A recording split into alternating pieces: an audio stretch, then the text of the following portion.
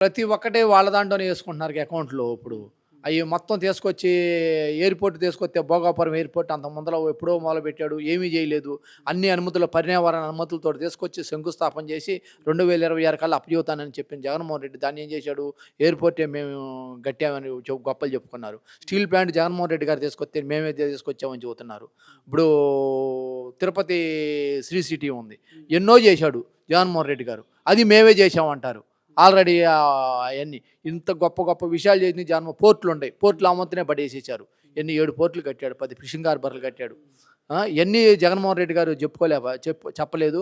ఈళ్ళందరూ ఇప్పుడు ఏది చేసినా కూడా మేమే తీసుకొచ్చామని గొప్పలు చెప్పుకుంటున్నారు తప్పితే దాంట్లో ఒక్కటి కూడా నిజం లేదు. కోర్టులు కూడా ప్రైవేటీకరణ చేయాలని చెప్పి ప్రభుత్వం చూస్తుంది. దీన్ని ఎలా చూస్తారు?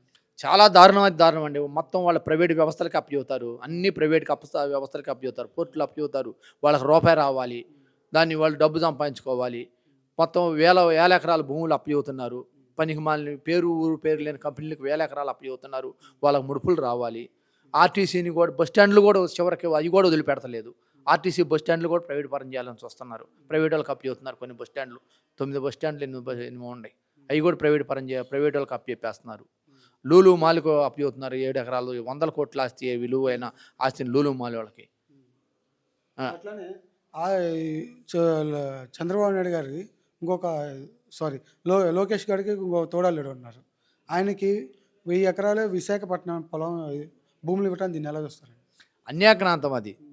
అన్యాక్రాంతం. గీతం యూనివర్సిటీకి అంత భూములు ఇవ్వటం అనేది అది సాధ్యపడేది కాదు. అదేమన్నా వందల కోట్ల ఆస్తి అది. వందల కోట్ల ఆస్తి ఏమన్నా వాళ్ళు ఏమైనా దాంట్లో కాలేజీలో ఏమైనా ఫ్రీగా ఎవరికైనా ఫ్రీగా చదువుతున్నారా?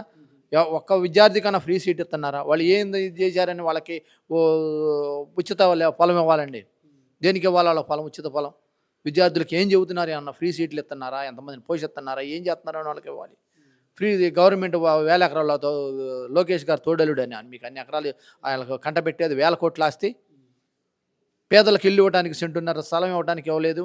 సెంటున్నర స్థలం జగన్మోహన్ రెడ్డి ఇస్తే చాలదో అది శ్మశానానికి చాలదో మేము 3 సెంట్లు ఇస్తామన్నారు. ఈలేపోయారు. అటువంటి అన్ని పేదవాడికి 3 సెంట్లు స్థలం ఇవ్వలేని వాళ్ళు వేల ఎకరాలు పెద్ద పెద్ద యూనివర్సిటీలకి పెద్ద పెద్ద కార్పొరేట్ వ్యవస్థలకి ఇచ్చి రాష్ట్రాన్ని ధ్వంసం చేస్తున్నారు. వాళ్ళు స్వలాభం కోసం, వాళ్ళు బాగుపడటం కోసం, వాళ్ళు రూపాయి ఆర్జించడం కోసం, వాళ్ళు బలిష్టమైపోవడం కోసం ఈ కార్పొరేట్ వ్యవస్థలు తీసుకొచ్చి వాళ్ళకి దారాదత్తం చేస్తున్నారు. రూపాయికి, పావలాకి, బిస్కెట్లకి